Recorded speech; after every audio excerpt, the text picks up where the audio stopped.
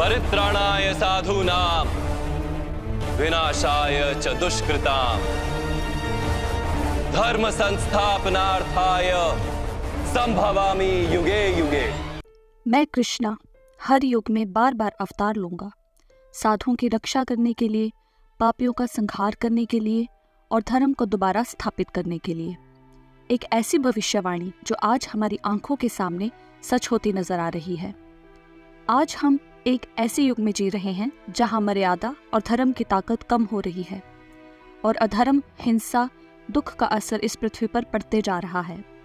लेकिन जल्द ही एक ऐसा समय आएगा जब धरती अंदर से फटने लगेगी, आसमान से तेजाब बरसेगा और मानव अपना राक्षसी रूप दिखाएगा। और तब एक दिव्य योद्धा प्रकट होगा, सफेद घोड़े पर सवार, आग से लिपटी तलवार लिए, जिसका उद्देश्य होगा इस अंधेरे का अंत करना, इस दुनिया का अंत करना। ये कहानी है भगवान विष्णु के 10वें और आखिरी अवतार की। ये कहानी है कल के अवतार की। कलयुग समय चक्कर के 4 युग का आखिरी युग घोर अंधकार और विनाश से भरा हुआ।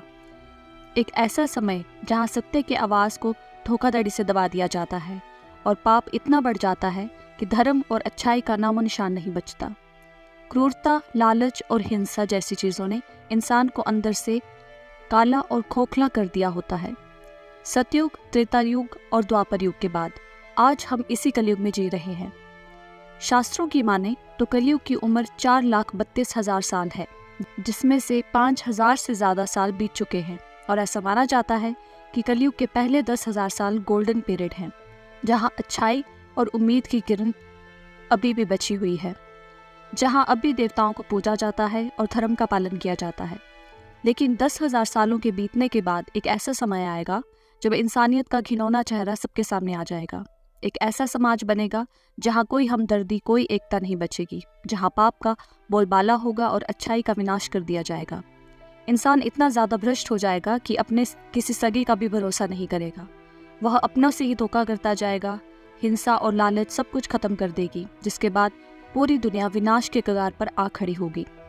लोगों के पास खाने के लिए खाना नहीं होगा, सारी नदियां सूख जाएंगी, आसमान में अंधकार छा जाएगा और तेजाब की बारिश होगी। धरती सूख कर अंदर से फटने लगेगी, क्योंकि कली नाम का एक खतरनाक ताकतवर असुर जो क्रूरता, हिंसा और लालच का प्रतीक है, वो अपनी चरम सीमा पर होगा। अंधकार से भरा हुआ उसका काला रंग, मुंह से निकलते हुए बड़े बड़े दांत और लालच से भरी हुई ज्वाला जैसी लाल जीभ, आग जैसी चमकती हुई उसकी आंखें और उसके शरीर से आती हुई भयानक बदबू। इस सबसे कली एक ऐसा असुर है जिसे देखकर ही इंसान के मन में डर भर जाएगा। कली का निर्माण ही अधर्म, क्रोध और लालच से हुआ है। कली भय, मृत्यु और यातना पर कब्जा कर सकता है। कलयुग को उसी के नाम से जाना जाता है। लालच, जलन और हिंसा उसके हथियार हैं, जिनका इस्तेमाल करके वो लोगों को अपने वश में करता है और उन्हें अपना भक्त बनाता है। ऐसा माना जाता है कि कली आगे चलकर इतना ताकतवर हो जाएगा कि इंसान देवताओं को छोड़कर कली की पूजा करने लगेंगे। कली के कहने पर लोग हर तरह का पाप करने के लिए तैयार हो जाएंगे। इसका असर उनके शरीर पर पड़ेगा। मनुष्य की शक्ल धीरे धीरे एक भयानक रूप ले लेगी। उनकी शक्ल एक नरभक्षी राक्षस जैसी बन जाएगी। वो हिंसक हो जाएंगे और किसी को भी मारकर उनका मांस खाएंगे। कली का असर इतना गहरा होगा कि चारों ओर विनाश का माहौल होगा। हर जगह चोरी चकारी, लड़ाइयाँ, खून खराबा होगा। यह दुनिया अपने आप को पूरी तरह तबाह करने के कगार पर पहुंच जाएगी। और जब ऐसा होगा तब विष्णु जी अपना 10वां अवतार लेंगे और कल्कि के रूप में इस धरती पर जन्म लेंगे। वह देवदत्त नाम के एक सफेद घोड़े पर सवार होंगे। सूर्य की किरणों जैसी चमक, हाथ में एक उज्जवल तलवार होगी और उनके शरीर से उभरता हुआ एक तेज होगा। उनकी गहरी आंखें होंगी जिनमें ऐसी दृष्टि होगी जो कि किसी के भी दिल में जाकर उनके अंदर की सच्चाई को देख लेगी। उनका चेहरा साक्षी होगा उनके दृढ़ संकल्प का और उनका शरीर एक महान योद्धा जैसा होगा जो उनके बल और साहस का प्रतीक होगा। भगवत पुराण में लिखा गया है कि कल्कि इतने शक्तिशाली होंगे कि वह बड़ी आसानी से लाखों की तादाद में दुष्टों का खात्मा कर पाएंगे।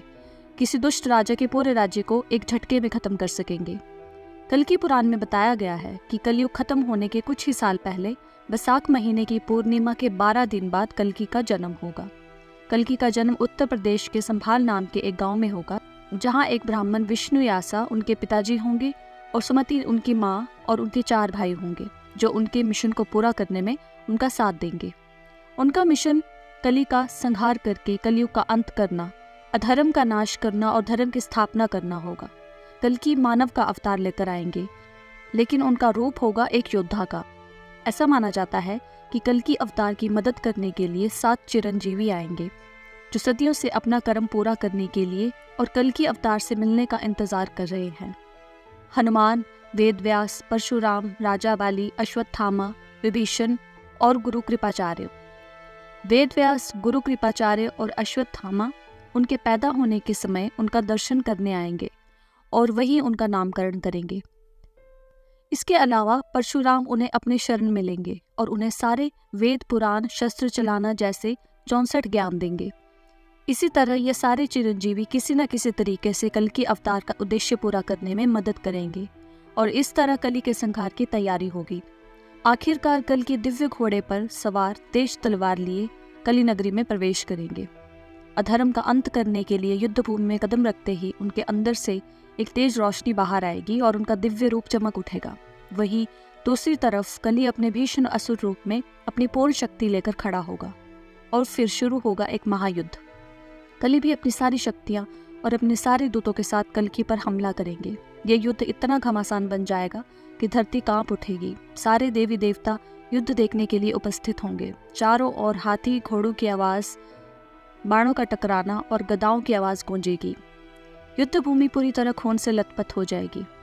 अंत में कली कमजोर पड़ जाएगा। उसके चेहरे पर एक गहरा लंबा घाव होगा जिससे खून निकल रहा होगा। इसके बाद कल्कि की तलवार की आग से कली की पूरी नगरी को जला दिया जाएगा। इसमें कली भी जलकर नष्ट हो जाएगा। आखिरकार बुराई की हार होगी, अधर्म का अंत होगा। हर धर्म के पास अपनी एक अंत की कहानी है। इस प्रकार की भविष्यवाणी जिसे हम अलग अलग नामों से जानते हैं। ऐसा माना जाता है कि जयपुर के कल्कि मंदिर में बने उनके घोड़े देवदत्त की मूर्ति धीरे धीरे जिंदा हो रही है। मंदिर बनवाते समय किसी तरह से इस मूर्ति के आगे वाले बाएं पैर पर एक घाव का निशान बन गया था। वो निशान कब और कैसे पड़ा ये कोई नहीं जानता था, लेकिन लाख कोशिश करने के बावजूद उस घाव को नहीं भरा गया, जिसकी वजह से उसे वैसे ही छोड़ दिया गया। लेकिन हैरानी की बात तो ये है कि समय के चलते वो घाव अपने आप बढ़ता जा रहा है। ऐसा माना जाता है कि देवदत्त धीरे धीरे जिंदा हो रहा है। अपने स्वामी कल्कि के इंतजार में जिस दिन वह पूरी तरह भर जाएगा, उस दिन देवदत्त जिंदा हो जाएगा और वही दिन होगा जब कल्कि अवतार का जन्म होगा। कुछ लोगों का तो ये भी मानना है कि वो घाव जल्दी जल्दी भर रहा है, क्योंकि मानवता समय से पहले ही अपनी बुराई की सीमा पार कर रही है और कल्कि समय से पहले ही धरती पर आ जाएंगे। आपके इस बारे में क्या थॉट्स हैं, हमें कमेंट्स करके ज़रूर बताएं। और अगर ये आपको वीडियो पसंद आई तो इसे प्लीज़ लाइक कीजिए, शेयर कीजिए और सब्सक्राइब कीजिए। Thank you.